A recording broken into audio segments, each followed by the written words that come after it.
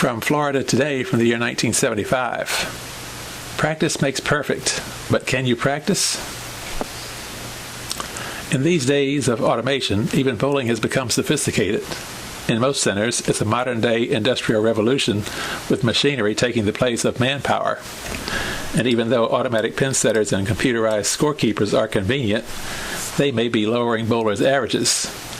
In the days of the pin boy, various spares could be set up for the bowler to practice.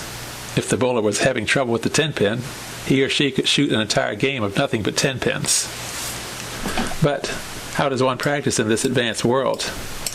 Just throw for strikes and then pick up the spares, answered former Professional Bowlers Association member Mel Henderlight of Merritt Island.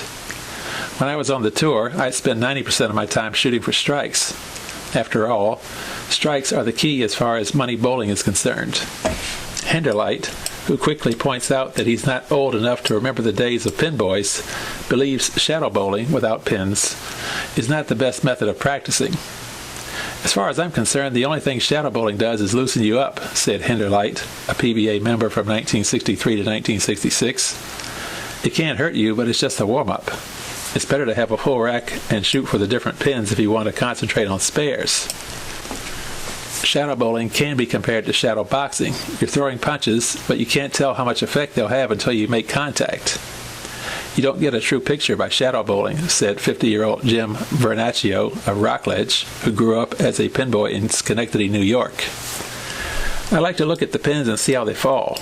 You might hit the pocket, shadow bowling, but you can't tell whether you've got the right angle until you see how the ball reacts when the pins are up.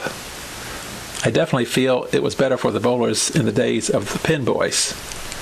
When I was a pin boy, we used to set up different spares for one another to practice.